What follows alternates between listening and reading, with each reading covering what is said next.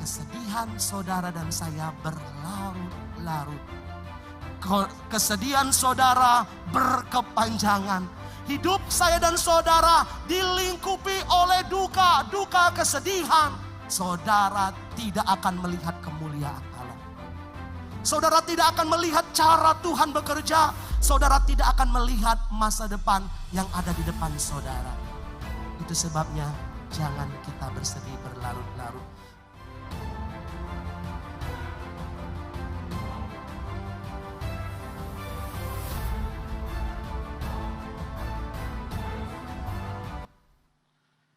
Haleluya.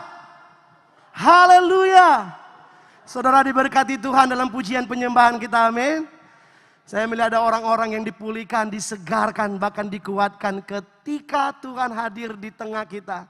Ketika kita rasakan kehadiran Tuhan di dalam hidup kita, saya percaya hidup kita tidak sama lagi dengan saat ini, tetapi mengalami perubahan yang luar biasa di dalam Tuhan, amin. Amin, puji nama Tuhan. Selamat sore buat Bapak Ibu Saudaraku yang di tempat ini, di Beth Eden, maupun yang di rumah. Sudah siap dengar firman Tuhan, amin. Nah, firman Tuhan hari ini yaitu tenang dalam gunungnya yang kudus. Ya, tenang dalam gunungnya yang kudus. Ya, kalau saudara lihat dari awal sampai saat ini, ada banyak pujian penyembahan yang dinaikkan kepada Tuhan. Dan ini adalah minggu kelima dari tim Ibadah Raya mengadakan pujian penyembahan. Itu sebabnya gunakan kesempatan saudara untuk menikmati hadirat Tuhan di dalam ibadah-ibadah. Amin. Saya percaya kalau Tuhan bertata, kalau Tuhan hadir, maka Tuhan menyatakan kuasanya dalam kehidupan kita. Termasuk memberikan ketenangan di dalam hidup kita. Mazmur 3 ayat 6-7 saya akan bacakan buat kita semua. Demikian firman Tuhan, aku membaringkan diri lalu tidur. Aku bangun sebab Tuhan menopang aku. Aku tidak takut kepada puluhan ribu orang yang siap mengepung aku. Saudaraku, ini adalah perkataan Daud. Saya sudah bahas ayat ini beberapa minggu lalu di ibadah raya pertama. Ada rahasia ketenangan yang Daud rindukan, yang Daud rasakan, alami di tengah kondisi konflik yang sulit, saudaraku. Banyak intimidasi, banyak tekanan, banyak masalah. Tetapi dijelaskan di ayat ini, dia bisa menikmati berkat Tuhan, yaitu tidur yang nyenyak. Di hari-hari ini banyak orang sulit menerima berkat ini. Banyak uang, rumah mewah, kendaraan banyak. Tetapi mengalami kegelisahan. Berbeda dengan Daud. Dia seorang raja, memiliki segalanya. Tetapi masalah, konflik, tekanan. Dia tetap menikmati berkat, yaitu ketenangan. Saudaraku dalam kasih Kristus, di dalam kisah Mazmur pasal 3 ini, ceritanya sangat buruk yang dialami oleh Raja Daud. Sebuah realita kenyataan kejahatan dari hati manusia. Ada rasa ingin memiliki dendam, ketakutan, keserakahan di mana Absalom, Ahitofel, penasehat jitu yang dekat dengan Daud. Bahkan ada orang-orang yang lainnya membenci Daud dan berusaha untuk menjatuhkan Daud dan membunuh Daud. Tetapi kita lihat tadi ayat pokok, saya akan lihat lagi di bahasa Indonesia sehari-hari. Demikian dikatakan, aku membaringkan diri lalu tidur. Dalam bahasa Indonesia sehari-hari dikatakan, dengan tentram, dengan tenang, dengan damai. Daud tenang, saudaraku. Dan ini hal yang luar biasa yang seharusnya kita orang percaya dapatkan. Kita orang percaya nikmati. Ada beberapa rahasia yang saya sampaikan pada waktu itu. Yang pertama yaitu Daud bisa tenang menghadapi masalah karena Daud sudah berperkara dengan Tuhan. Daud berperkara lebih dulu dengan Tuhan. Kejadian yang dialami Daud di Mazmur pasal 3 ini oleh karena kesalahan Daud sendiri. Daud salah karena dia berzina kepada Batsheba. Dia membunuh suaminya Uria. Dan Nabi Nathan datang menegur Daud. Firman Allah menegur Daud. Dan menyampaikan di dalam 2 Samuel 12. Saudara bisa baca nanti di rumah. Ayat 10 sampai 13. Di situ firman Allah dengan keras menegur dosa Daud. Sekalipun Daud menyembunyikan itu di hadapan manusia. Tetapi di hadapan Tuhan tidak ada yang tersembunyi. Sehingga apa? Daud mengakui kesalahannya. Kita baca ayat 13. Lalu berkatalah Daud kepada Nathan, aku sudah berdosa kepada Tuhan. Dan Nathan berkata kepada Daud, Tuhan telah menjauhkan dosamu itu, engkau tidak akan mati. Inilah kunci rahasia mengapa Daud bisa tenang menghadapi tekanan. Karena Daud sudah melakukan pemberesan di hadapan Tuhan. Sekalipun konsekuensi harus dia hadapi. Yaitu dari keluarga Daud akan kudeta ingin membunuh Daud. Tetapi Daud tetap tenang. Karena damai sejahtera, ketenangan, pengampunan dari Tuhan itu melingkupi Daud. Hati-hati saudara dengan dosa. Dosa membuat kita hidup di dalam kegelisahan, ketakutan. Tetapi firman Tuhan katakan kebenaran itu membebaskan. Amin. Jadi di mana ada kebenaran, di situ juga membawa damai sejahtera. Ada 2 berkat yang dialami Daud, tenang dan damai. Masalah datang, tetap tenang. Rahasia yang kedua cepat saja, memiliki satu Tuhan walau 1000 lawan. Ini rahasia Daud. Mengapa penting saudaraku? Ayat 2 dikatakan, ya Tuhan betapa banyaknya lawanku. Banyak orang yang bangkit menyerang aku. Ayat 7, puluhan ribu orang yang siap mengepung aku. Saudaraku, banyak lawan. Ini membuat orang takut. Membuat orang khawatir, banyak musuh, banyak ancaman. Nah mungkin ada banyak tangan-tangan yang berusaha mencelakakan dan menjatuhkan kita. Tetapi kita punya satu tangan yang kuat, yang turun tangan, yang akan mengangkat kita. Amin. Itulah tangan satu Tuhan. Sekalipun banyak beribu-ribu lawan. Kita tidak akan pernah tahu apa yang bisa dilakukan musuh terhadap kita. Namun kita tahu bahwa Tuhan pasti akan menyertai kita. Itu sebabnya saudara miliki satu Tuhan. Sekalipun tantangan banyak di depan saudara. Jadi belajarlah jangan pernah bersandar kepada kekuatan saudara. Karena kekuatan musuh itu besar. Tetapi bersandarlah pada kekuatan Allah yang besar. Sehingga ketika kita tidak sanggup, di situ Tuhan akan menolong kita. Amin. Kekuatan banyak musuh tidak sebanding dengan kekuatan satu Tuhan. Perhatikan kata ya Tuhan. Betapa banyak lawanku, banyak orang bangkit menyerang aku. Ya Tuhan di sini dikatakan ya Yehova, berarti ya saya punya satu Allah yang benar. Sekalipun banyak orang yang melakukan ketidakbenaran. Bayangkan saudara. Saudara ada di pihak yang benar, yaitu satu Tuhan. Sekalipun tantangan-tantangan yang tidak benar ada di sekeliling pekerjaan saudara, di keluarga saudara. Itu sebabnya milikilah satu Tuhan. Tuhan akan menopang, Tuhan akan menolong, memberikan kekuatan kepada kita. Inilah rahasia ketenangan Daud. Yang ketiga, jangan sampai terintimidasi. Ini rahasia Daud yang saya bagikan. Jangan terintimidasi. Banyak orang berkata tentang aku. Perhatikan ini. Banyak orang berkata, bukan satu, bukan dua. Bahkan ketika Daud keluar dari Yerusalem, ya, ada banyak orang yang mengutuki Daud. Ada orang-orang yang menjelekkan Daud dan menjatuhkan Daud. Tetapi saudaraku, Daud tidak terintimidasi. Hati-hati intimidasi yang kita dengar, intimidasi yang kita lihat, intimidasi yang kita rasakan bisa melumpuhkan iman percaya kita. Beberapa intimidasi yang terjadi, yang dialami oleh Daud, intimidasi verbal. Ada ucapan-ucapan yang melemahkan. Ada ucapan-ucapan yang mematikan potensi kita. Ada ucapan-ucapan yang menghancurkan iman percaya kita. Yang diucapkan mungkin dari pasangan kita. Yang diucapkan mungkin dari keluarga kita. Yang diucapkan dari orang dekat kita. Kita menjadi lemah. Hati-hati, intimidasi verbal. Yang kedua, intimidasi sosial. Ada orang-orang yang berusaha menjauhi kita.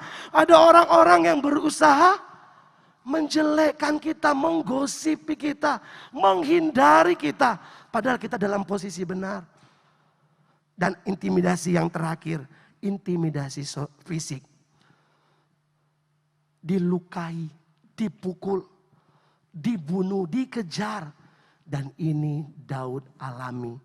Dari tengah keluarga dia alami, saudaraku.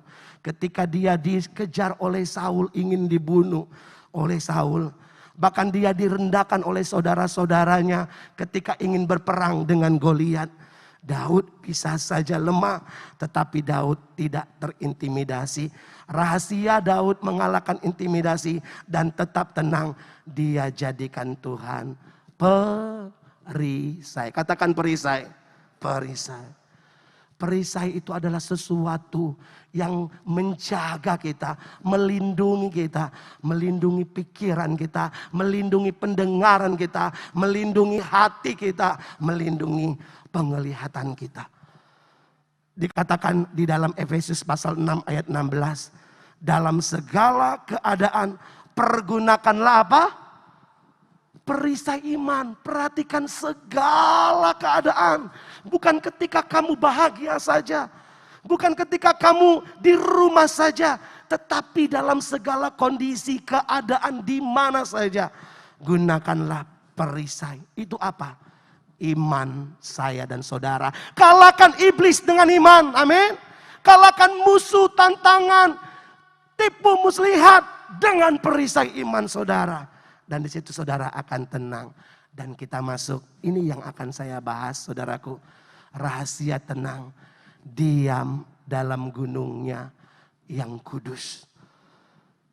Saudaraku, kita baca ayatnya, ayat 5. Dengan nyaring aku berseru kepada Tuhan, dan ia menjawab aku dari gunungnya yang kudus. Selah.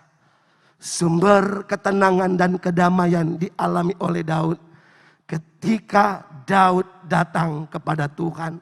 Ketika Daud masuk dalam hadirat Tuhan. Suatu persekutuan yang intim, yang indah bersama dengan Tuhan.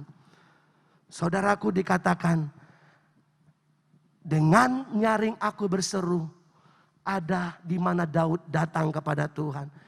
Ia menjawab aku di gunungnya yang kudus. Perhatikan di sini. Allah bukan Allah yang sulit untuk ditemui. Allah bukanlah Allah yang sulit untuk ditemui. Dia bisa ditemui kapan saja saudara mau.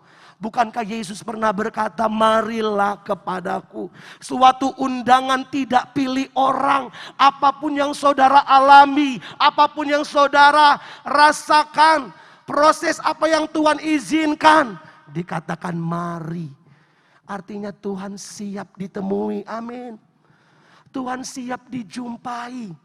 Ya, dan untuk bertemu dengan Allah, saudaraku, dikatakan firman Tuhan, naik ke gunung kudusnya Tuhan. Tak usah cari gunung, saudaraku. Enggak usah cari bukit.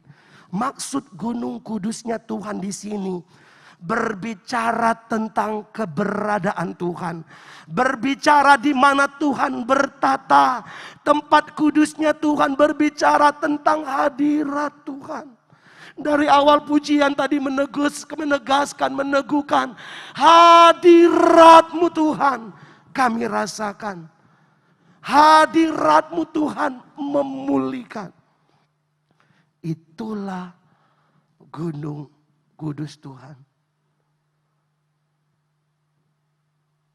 Jumpai Tuhan, datang dengan kepada Tuhan. Di gunung kudusnya Tuhan, Daud rasakan ketenangan. Nah saudaraku, dalam kasih Tuhan, Daud lakukan ini dalam kehidupannya. Apa yang dilakukan Daud? Daud lakukan untuk selalu menikmati hadirat Tuhan. Daud lakukan untuk selalu mencari Tuhan. Daud lakukan selalu untuk menikmati pribadi Tuhan. Kehidupan Daud adalah seorang pemuji, seorang penyembah. Perhatikan Mazmur 63 ayat 5. Demikianlah aku memuji engkau, katakan apa? Seumur hidupku. Dan menaikkan tanganku demi namamu. Seumur hidupku. Inilah komitmen dan yang dilakukan Daud menjadi gaya hidup. Bukankah kita adalah imamat rajani? Umat ketebusan Allah. Yang kita datang kepada Tuhan. Setiap hari, kapanpun datang bisa seperti Daud. Seumur hidupnya memuji, bahkan menyembah Tuhan. Mazmur 34 ayat 2. Aku hendak memuji Tuhan pada segala waktu. Puji-pujian kepadanya tetap di dalam mulut. Ada kuasa dalam pujian. Amin. Ketika saudara memuji Tuhan, firman Tuhan katakan, Allah bertata di atas puji-pujian umatnya. Bayangkan saudara, kalau raja itu bertata, disenangkan dari pujian yang kita naikkan.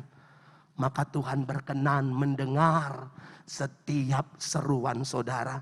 Maka Tuhan akan mendengar dan memperhatikan keadaan saudara. Bahkan memberikan ketenangan, pemulihan yang luar biasa. Itu sebabnya jadilah pemuji, penyembah Tuhan. Ini yang dilakukan Daud bukan hanya mazmur yang diucapkan, tetapi menjadi gaya hidup. Dan dia menjadi pemuji penyembah yang berkenan. Menjadi pemuji penyembah, nggak mesti saudara berdiri di sini. Ketika saudara datang kepada Tuhan, ini hatiku Tuhan. Ini pujianku Tuhan. Ini ucapan syukurku Tuhan. Dan itulah yang dicari Tuhan. Korban yang menyenangkan hati Tuhan. Nah saudaraku, dalam kasih Tuhan, perhatikan mazmur, banyak mazmur ini yang dinyanyikan oleh Daud. Ada ucapan syukur, ya, ada penyembahan pengagungan kepada Tuhan. Ada pujian menceritakan segala kebaikan Tuhan, segala perbuatan Tuhan. Ada doa-doa di waktu malam, pagi, siang. Itu Daud catat di dalam mazmur. Artinya memperjelas bahwa Daud pribadi yang suka memuji Tuhan. Haleluya. Saudara, pujilah Tuhan bukan hanya minggu kelima. Tetapi setiap ibadah beri yang terbaik. Mau melompat, melompatlah. Mau bertepuk tangan, bertepuk tanganlah. Mau bernyanyi, bernyanyilah sungguh-sungguh. Buat Tuhan.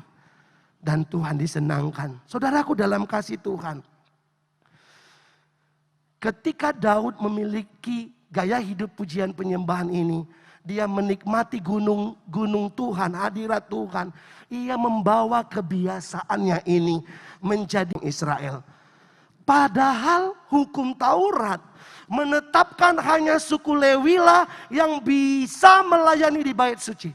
Hanya suku Lewi. Di hukum Taurat hanya seorang imamlah yang boleh masuk ke ruang Maha Kudus. Kalau saudara berani masuk ruang Maha Kudus, mati saudara. Hanya seorang imam.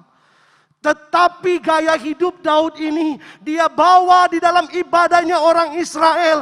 Di mana umat Israel boleh menaikkan pujian. Boleh menikmati kehadiran Tuhan.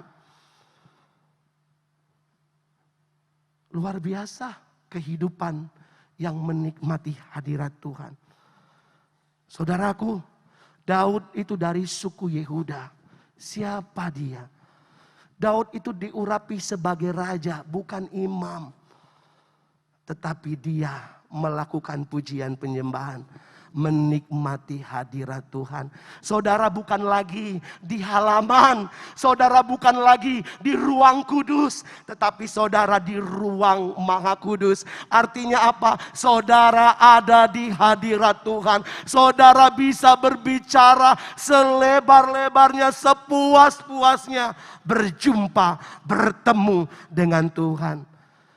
Saudaraku, kalau kita sering bertemu Tuhan, maka karakter Tuhan itu menjadi bagian kita. Kemuliaan Tuhan itu terpancar dalam kehidupan kita. Amin. Di kemah Daud itu kemahnya gak sunyi. Kalau kemah tabernakel Musa, kemahnya sunyi, saudaraku. Tetapi di kemah Daud, setiap waktu ada paduan suara secara bergantian. Mereka menjadwal pemain musik, menjadwal lagu-lagu, penyanyi-penyanyi, biduan-biduan pada waktu itu. Menyanyikan mazmur bagi nama Tuhan. Inilah rahasia Daud. Senang ya, nikmati hadirat Tuhan. Segala gelisahku hilang. Haleluya. Siapa lagi Daud? Daud seorang pemain musik yang diurapi Tuhan. Ya, sebelum kasus Goliat muncul di Israel, ternyata Alkitab menyebut Daud pertama kali sebagai seorang pemain kecapi yang dipenuhkan dengan Roh Allah. Saat itu Raja Saul telah memberontak dan menjauh dari Tuhan. Roh Tuhan telah mundur dan roh jahat merasuki, mengganggu, mengintimidasi Saul. Perhatikan 1 Samuel 16 ayat 18. Lalu jawab salah seorang hamba itu, katanya, sesungguhnya aku telah melihat salah seorang anak laki-laki Isai, orang Betlehem itu yang pandai main kecapi. Ia seorang pahlawan yang gagah perkasa, seorang prajurit yang pandai bicara, elok perawakannya, dan Tuhan menyertai dia. Dia pemain musik yang diurapi Tuhan. Ketika dia memainkan musik, bukan dia saja yang tenang, tetapi pelayanannya membuat ketenangan bagi banyak orang, membuat kelepasan bagi orang yang mendengarkannya, membuat kelegaan yang luar biasa. Bisa? Karena Daud naik ke gunung kudusnya Tuhan. Tunggu apa lagi, saudaraku? Saudara yang susah, letih, lesu, naiklah ke gunung kudusnya Tuhan. Nah saudaraku, ketika Daud naik ke gunung kudusnya Tuhan, saudara, dikatakan Mazmur 3 ayat 5, ia mendapat jawaban. Ini yang dicari manusia kan? Tuhan, kalau aku mau naik ke gunung Tuhan, aku mau dapat jawaban. Mau dapat jawaban, saudara? Nah terkadang jawaban itu bukan berkat-berkat tok, saudara. Tapi kita lihat nanti.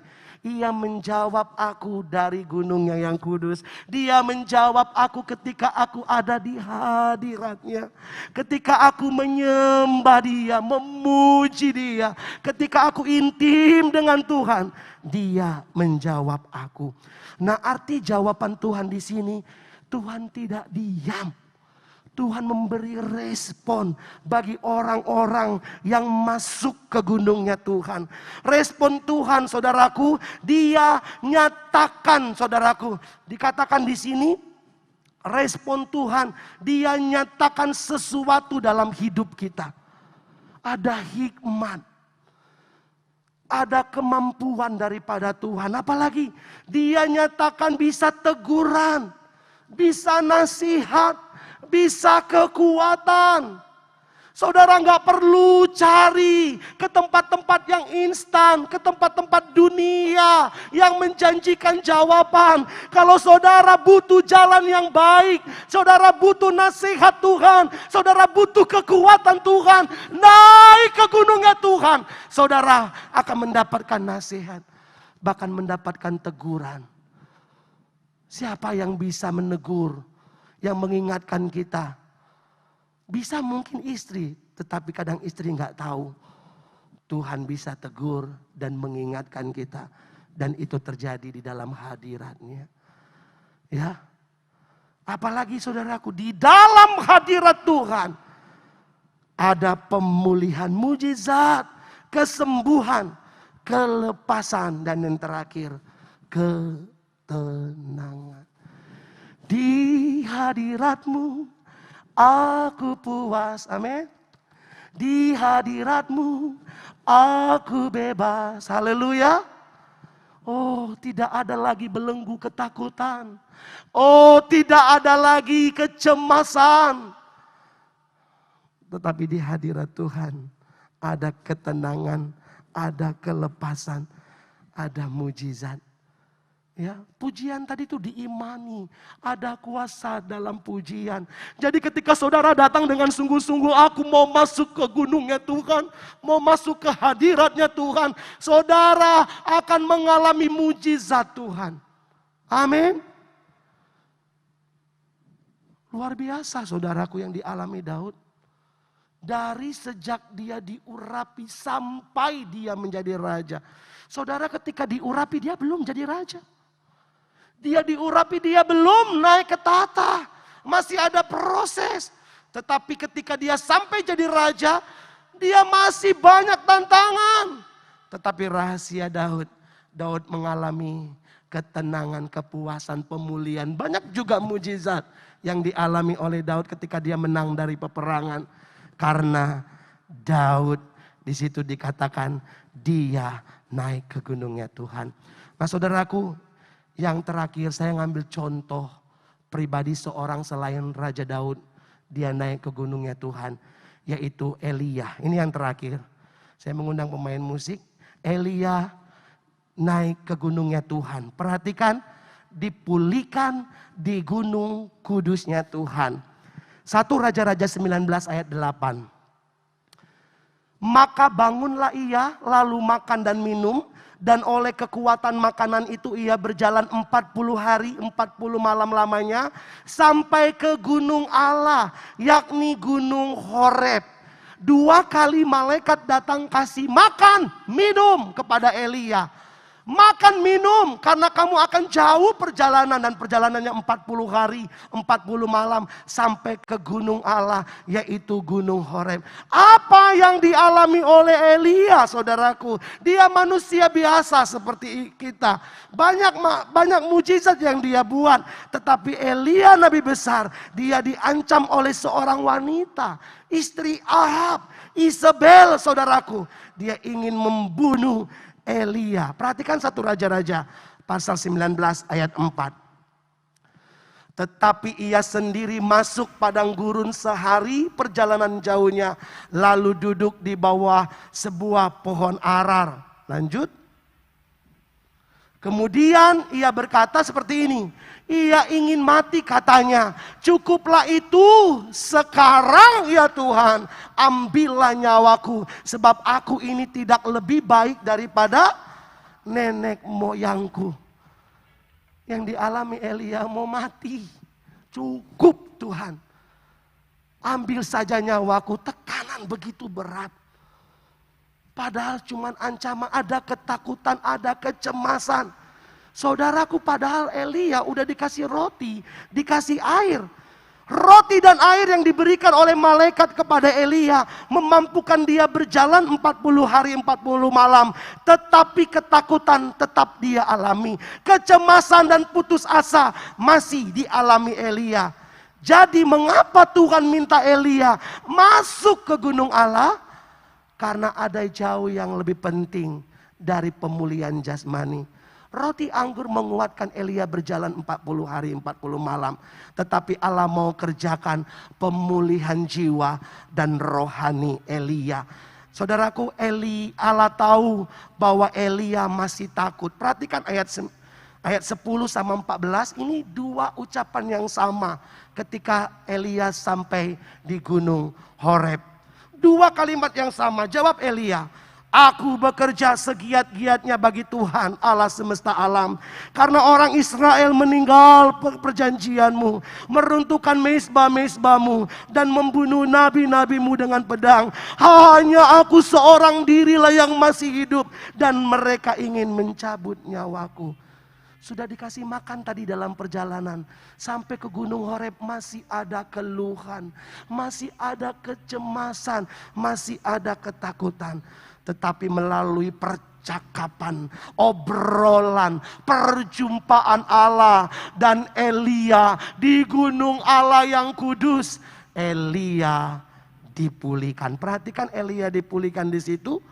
Elia, Tuhan berfirman seperti ini. Firman Tuhan kepadanya, pergilah, kembalilah ke jalanmu melalui padang gurun ke Damsyik. Dan setelah engkau sampai, engkau harus mengurapi Hazael menjadi raja atas Aram. Saudara-saudara suka baca selanjutnya. Masih ada banyak tugas, pelayanan, tanggung jawab. Termasuk mengurapi Elisa, menggantikan dia. Bisa dia lakukan? Bisa. Karena di gunung kudusnya Tuhan, Elia mengalami pemulihan. Keputusasaan Tuhan ganti dengan pengharapan. Keletihan Tuhan ganti dengan kesegaran. Ketakutan Tuhan ganti dengan ketenangan. Turun dari gunungnya Tuhan, dia menjadi pribadi yang kuat. Bukan lagi pribadi yang takut. Saudaraku dalam kasih Tuhan, apa yang saat-saat ini saudara alami? Kisah Daud saya rasa cukup menjelaskan kepada kita untuk mengingatkan bahwa untuk mendapatkan ketenangan kelepasan, saudara hanya bisa datang ke gunung kudusnya Tuhan. Atau mungkin posisi saudara seperti Elia. Aku cemas Tuhan. Aku rasanya ingin mati, udah gak kuat.